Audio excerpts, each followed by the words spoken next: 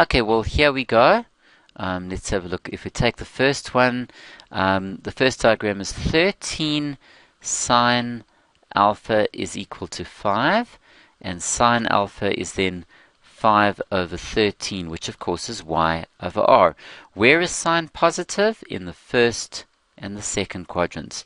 The restriction says 90 to 270, so we're allowed to be in the second and the third. Where's the common quad?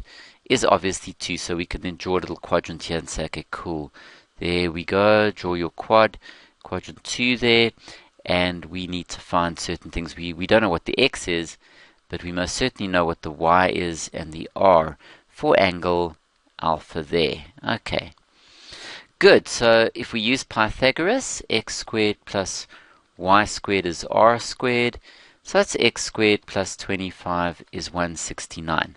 So then x squared, if you take the 25 across, subtract it, it's 144. So x could be plus or minus 12. But of course, in the situation that we're dealing with, is we know that the x value must be negative 12. So in this case, we can say, we want the x value to be negative 12. Okay, so that sorts out. So we've got our information here for xy. So for alpha, the x is equal to negative 12, the y is 5, and the r is 13. That's going to be useful for angle alpha. Okay, now let's look at the other equation quickly for beta. Okay, I'm going to rewrite it. Tan beta is minus 3/4. Okay, so tan of beta is minus 3/4, and the restriction they gave for that was beta was 90 to 270 there. Okay, it was 90 to 270 as well. Okay, that was beta. Okay, now tan is negative in it's positive there and there, so it's negative in the second and the fourth. Okay, in the second and the fourth. Okay, cool. So that's where tan is negative. Where is 90 to 270? Is 90 to 270. So that would be the second and the third. And the common quadrant is once again the second. So we can then draw a little second quadrant thing. Angle beta. There we go.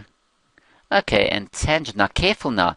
What we could do with this minus 3 over 4, I'm going to do this, if you look at this, where the tan is y over x, but the x is negative, so I'm going to give the negative to the 4. So the x is going to be negative 4.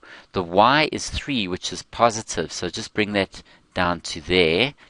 And we don't know what r is, so let's work out using Pythagoras what the r is. So it's x squared plus y squared is r squared. So 16 plus 9 is 25 is r squared. And the radius, remember there's an imaginary circle, it's the hypotenuse. The length is actually always the positive version. So then for beta, we've got x is negative 4, y is equal to 3, and r is equal to 5. There we go for angle beta. So if we summarize those things, let's just write them down for alpha here, and then we're going to do some maths with this alpha beta. So for alpha, your x is equal to negative 12, and your y was equal to 5, and your r was 13. And then for beta, your x was negative 4, your y was 3, and your r is going to be 5. Okay, as I've just summarized all that information at the top there. Okay, now if you look at the practice example, they say cos alpha and then cos alpha plus beta. So if you go cos alpha, that's very easy. The cos of alpha is the x over r, which is negative 12 over 13. Okay, and then number B, let's have a look at this cos alpha plus beta. Well, if we use our cos compound formula, it's cos alpha cos beta minus sine alpha sine of beta, and there we go. So we can then plug in what we know. So for cos alpha, let's do the alphas first. The cos of alpha is, well, we already know that. That's easy. So what would be the sine of alpha? Sine is the other one that I didn't pick, was the y of r, which is 5 over 13. There we go. And then the sine, and that's there. I'll just put it in its right place there. Just be careful that you put it into the right place. 5 over 13. Now the cos of beta, where's beta? Let's go up to beta here. Cos of beta is minus 4 over 5 x over r, which is minus 4 over 5. And the sine of beta is going to be the y of r, 3 over 5. Okay, there we go.